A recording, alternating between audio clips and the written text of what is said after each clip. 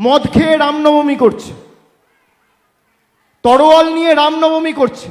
আপনি ভাবতে পারছেন প্রভু রামকে কত নিচে নামিয়েছে?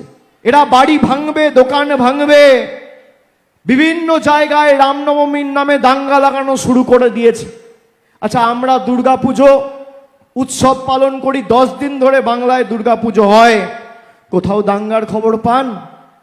আমরা দীপাবলি ধুমধাম ভাবে পালন করি, কোথাও দাঙ্গার খবর পান? সরস্বতী পুজো, লক্ষ্মী পুজো, জগদ্ধাত্রী পুজো পালন হয়, দাঙ্গার খবর পান? পবিত্র ঈদ পালন করা হয়, দাঙ্গার খবর পান? বড়দিন, নতুন বছর, পয়লা বৈশাখ পালন করা হয়, গুরু নানক জয়ন্তী, মহাবীর জয়ন্তী পালন করা হয়, দাঙ্গার খবর পান? বিজেপি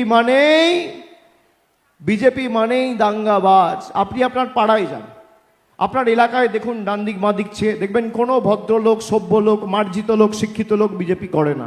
যত চোর, ছ্যাচোর, চিটিংবাজ, 2 নম্বরি, মাতাল, যত 2 নম্বরি, ভুঁইফোড়, ভাঁওতাবাজ দেখবেন সব বিজেপি।